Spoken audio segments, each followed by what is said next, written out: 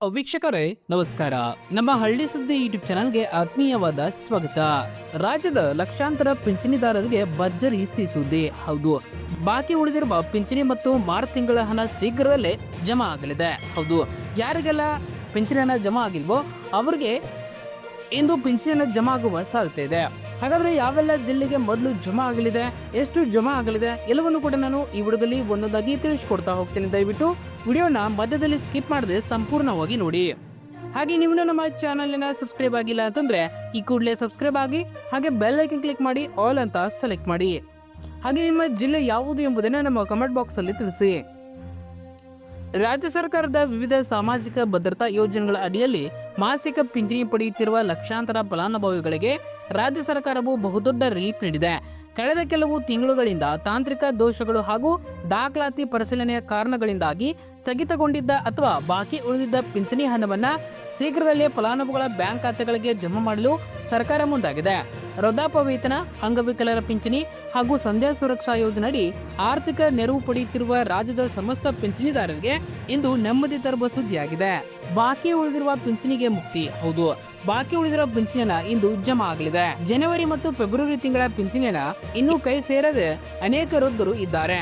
ಅಂಗವಿಕಲರು ಹಾಗೂ ನಿರ್ಗತಿಕರು ಆತಂಕಕ್ಕೊಳಗಾಗಿದ್ದಾರೆ. ಆದ್ರೆ ಪ್ರಸಕ್ತ ಆರ್ಥಿಕ ವರ್ಷವು ಮಾರ್ಚ್ 31ಕ್ಕೆ ಅಂತ್ಯಗೊಳ್ಳಲಿರುವ ಹಿನ್ನೆಲೆಯಲ್ಲಿ ಸರ್ಕಾರಿ ಖಜಾನೆಯಿಂದ ಎಲ್ಲಾ ಬಾಕಿ ಬಿಲ್ಗಳನ್ನು ತಕ್ಷಣವೇ ವಿಲೇವಾರಿ ಮಾಡಲು ಕಟ್ಟುನಿಟ್ಟಿನ ಸೂಚನೆಯನ್ನು ನೀಡಲಾಗಿದೆ.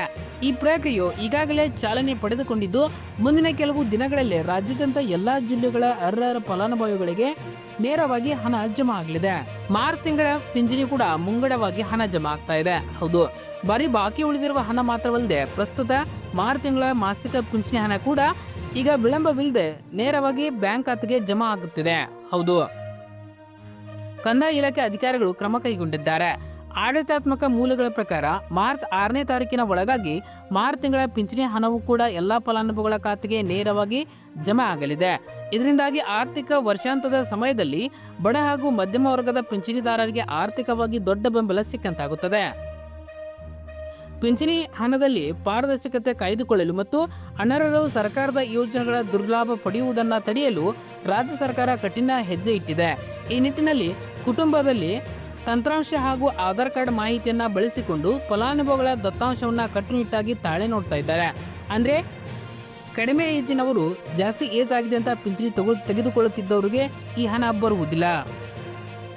ಯಾರ ದಾಖಲೆಗಳು ಸರಿಯಾಗಿ ಹೊಂದಾಣಿಕೆ ಆಗುತ್ತಿಲ್ಲವೋ ಅಥವಾ ಯಾರ ಆಧಾರ್ ಲಿಂಕ್ ಪ್ರಕ್ರಿಯೆ ಅಪೂರ್ಣವಾಗಿದೆಯೋ ಅಂಥವರ ಪಿಂಚಣಿಯನ್ನು ತಾತ್ಕಾಲಿಕವಾಗಿ ತಡೆ ಹಿಡಿಯಲಾಗಿದೆ. ಕೆಲವು ಅರ್ಹ ಮತ್ತು ನೈಜ ಫಲಾನುಭವಿಗಳಿಗೆ ಮಾತ್ರ ಸರ್ಕಾರ ಹಣ ತಲುಪಿಸಬೇಕು ಎನ್ನುವುದು ಈ ವ್ಯವಸ್ಥೆ ಮುಖ್ಯ ಉದ್ದೇಶವಾಗಿದೆ.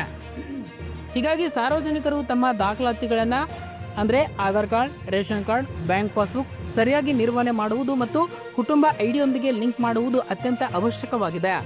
ದಾಖಲಾತಿಗಳು ಸರಿ ಇರುವ ಪ್ರತಿಯೊಬ್ಬರಿಗೂ ಕೂಡ ಈ ಪಿಂಚಣಿಯನ್ನ ಜಮಾ ಆಗುತ್ತದೆ. ಮಾರ್ಚ್ 6ರ ಬಜೆಟ್ ಮೇಲೆ ಎಲ್ಲರ ಕಣ್ಣು. ಹೌದು, ಪಿಂಚಣಿ ಹೆಚ್ಚಳವಾಗುತ್ತಾ ಅದರ ನಿರೀಕ್ಷೆ ಕೂಡ ಇದೆ. ಹೌದು, ಇದೇ ಮಾರ್ಚ್ 6ರಂದು ರಾಜ್ಯದ ಮುಖ್ಯಮಂತ್ರಿ ಸಿದ್ದರಾಮಯ್ಯನವರು ತಮ್ಮ ದಾಖಲೆಯ 17ನೇ ರಾಜ್ಯ ಬಜೆಟ್ ಅನ್ನು ಮಂಡಿಸುತ್ತಿದ್ದಾರೆ. ಈ ಬಜೆಟ್ ಮೇಲೆ ರಾಜ್ಯದ ಹಿರಿಯ ನಾಗರಿಕರು ಹಾಗೂ ಅಂಗವಿಕಲರ ಬೆಟ್ಟದಷ್ಟು ನಿರೀಕ್ಷೆ ಇಟ್ಟುಕೊಂಡಿದ್ದಾರೆ. ಅಂದ್ರೆ ಪಿಂಚಣಿ ಹೆಚ್ಚಳವಾಗುತ್ತಾ, ಆದರೆ ಎಷ್ಟು ಹೆಚ್ಚಳವಾಗುತ್ತೆ ಎಂಬ ಭರವಸೆಯನ್ನ ಇಟ್ಟುಕೊಂಡಿದ್ದಾರೆ. ಪ್ರಸ್ತುತ ನೀಡುತ್ತಿರುವ ಪಿಂಚಣಿ ಮೊತ್ತವು ಹೆಚ್ಚುತ್ತಿರುವ ಬೆಲೆ ಏರಿಕೆ ದಿನಗಳಲ್ಲಿ ಜೀವನ ನಿರ್ವಹಣೆಗೆ, ಅದರಲ್ಲೂ ಕೂಡ ವಿಶೇಷವಾಗಿ ವೈದ್ಯಕೀಯ ಖರ್ಚುಗಳಿಗೆ ಸಾಕಾಗುತ್ತಿಲ್ಲ ಎಂಬ ಕೂಗು ದೀರ್ಘಕಾಲದಿಂದ ಕೇಳಿಬರುತ್ತಿದೆ. ಈಗಾಗಲೇ ಹಿರಿಯ ನಾಗರಿಕರು ಸಂಘಟನೆಗಳು ಹಾಗೂ ಅಂಗವಿಕಲರ ಕ್ಷೇಮಾಭಿವೃದ್ಧಿ ಸಂಘಗಳು ಸರ್ಕಾರಕ್ಕೆ ಹಲವು ಬಾರಿ ಮನವಿ ಸಲ್ಲಿಸಿದ್ದು ಮಾಸಿಕ ಪಿಂಚಣಿ ಮೊತ್ತವನ್ನು ಗಣನೀಯವಾಗಿ ಹೆಚ್ಚಿಸುವಂತೆ ಒತ್ತಾಯಿಸಿವೆ. ಮುಖ್ಯಮಂತ್ರಿಗಳು ಹಾಗೂ ಸಂಬಂಧಪಟ್ಟ ಇಲಾಖೆ ಸಚಿವರು ಈ ಮನವಿಗಳಿಗೆ ಸಕಾರಾತ್ಮಕವಾಗಿ ಸ್ಪಂದಿಸುವ ಭರವಸೆಯನ್ನು ನೀಡಿದ್ದಾರೆ. ವರದಿಗಳ ಪ್ರಕಾರ ಈ ಬಾರಿಯ ಬಜೆಟ್ನಲ್ಲಿ ಸಂಧ್ಯಾ ಸುರಕ್ಷಾ ಮತ್ತು ಅಂಗವಿಕಲರ ಪಿಂಚಣಿ ಮೊತ್ತವನ್ನು ಪರಿಷ್ಕರಿಸಿ ಹೆಚ್ಚುವರಿ ಹಣವನ್ನು ಘೋಷಿಸುವ ಸಾಧ್ಯತೆ ದಟ್ಟವಾಗಿದೆ. ಒಂದು ವೇಳೆ ಬಜೆಟ್ನಲ್ಲಿ ಈ ಜನಪರ ಘೋಷಣೆ ಆದರೆ ಅದು ಮುಂಬರುವ ಏಪ್ರಿಲ್ ತಿಂಗಳಿನಿಂದಲೇ ರಾಜ್ಯಾದ್ಯಂತ ಅಧಿಕೃತವಾಗಿ ಜಾರಿಗೆ ಬರಲಿದೆ. ಇನ್ನು ಫಲಾನುಭವಿಗಳು ಗಮನಿಸಬೇಕಾದ ಪ್ರಮುಖ ಅಂಶಗಳು ಈ ರೀತಿವೆ. ದಾಖಲಾತಿಗಳನ್ನ ಅಪ್ಡೇಟ್ ಮಾಡ್ಕೊಳ್ಬೇಕು. ನಿಮ್ಮ ಬ್ಯಾಂಕ್ ಖಾತೆಗೆ ಆಧಾರ್ ಕಾರ್ಡ್ ಕಡ್ಡಾಯವಾಗಿ ಲಿಂಕ್ ಆಗಿರಬೇಕು.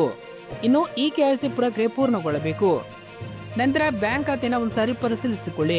ಮುಂಬರುವ ದಿನಗಳಲ್ಲಿ ನಿಯಮಿತವಾಗಿ ನಿಮ್ಮ ಬ್ಯಾಂಕ್ ಖಾತೆಯ ಬ್ಯಾಲೆನ್ಸ್ ಅನ್ನು ಪರಿಶೀಲಿಸಿಕೊಳ್ಳಿ. ತಾಂತ್ರಿಕ ದೋಷಗಳಿಂದ ಹಣ ಜಮಾ ಆಗದಿದ್ರೆ ಸಂಬಂಧಪಟ್ಟ ನಾಡ ಕಚೇರಿ ಅಥವಾ ತಹಸೀಲ್ದಾರ್ ಕಚೇರಿಯನ್ನು ಸಂಪರ್ಕಿಸಿ ಮಾಹಿತಿಯನ್ನು ಪಡೆಯಬಹುದು. ಸರಿಯಾದ ದಾಖಲಾತಿಗಳನ್ನ ಹೊಂದಿರುವ ಯಾವುದೇ ನೈಜ ಫಲಾನುಭವಿಗಳ ಪಿಂಚಣಿ ರದ್ದಾಗುವುದಿಲ್ಲ. ಸರ್ಕಾರವು ಕೇವಲ ನಕಲಿ ಖಾತೆಗಳನ್ನು ಹಾಗೂ ಮರಣ ಹೊಂದಿರುವ ಹೆಸರಿನಲ್ಲಿ ದುರ್ಬಳಕೆ ಆಗುತ್ತಿರುವ ಪಿಂಚಣಿಯನ್ನು ಮಾತ್ರ ರದ್ದುಪಡಿಸ್ತಾ ಇದೆ. ಒಟ್ಟಾರೆಯಾಗಿ ರಾಜ್ಯ ಸರ್ಕಾರ ಈ ತ್ವರಿತ ಕ್ರಮವು ಆರ್ಥಿಕವಾಗಿ ಹಿಂದುಳಿದ ಹಾಗೂ ಸರ್ಕಾರದ ನೆರೆಯನ್ನ ನಂಬಿ ಬದುಕುತ್ತಿರುವ ಲಕ್ಷಾಂತರ ಕುಟುಂಬಗಳಿಗೆ ನೆಮ್ಮದಿಯ ನಿಟ್ಟುಸಿರು ಬಿಡುವಂತೆ ಮಾಡಿದೆ. ಮುಂಬರುವ ಬಜೆಟ್ನಲ್ಲಿ ಪಿಂಚಣಿ ಹೆಚ್ಚಳದ ಸಿಹಿ ಸುದ್ದಿ ಸಿಕ್ಕರೆ ಅದು ಬಡವರ ಪಾಲಿಗೆ ಮತ್ತೊಂದು ವರದಾನವಾಗುವುದರಲ್ಲಿ ಯಾವುದೇ ಸಂದೇಹವಿಲ್ಲ. ಇದಿಷ್ಟು ಇವತ್ತಿನ ಮಾಹಿತಿಯಾಗಿದೆ. ಮತ್ತೆ ಮುಂದಿನ ವಿಡಿಯೋದಲ್ಲಿ ಮತ್ತೆ ಹೆಚ್ಚಿನ ಮಾಹಿತಿಯನ್ನು ತೆಗೆದುಕೊಂಡು ಬರ್ತೀನಿ. ಅಲ್ಲಿವರೆಗೂ ನಮ್ಮ ಹಳ್ಳಿ ಸುದ್ದಿ ಯೂಟ್ಯೂಬ್ ಚಾನೆಲ್ ನೋಡ್ತಾ ಇರಿ.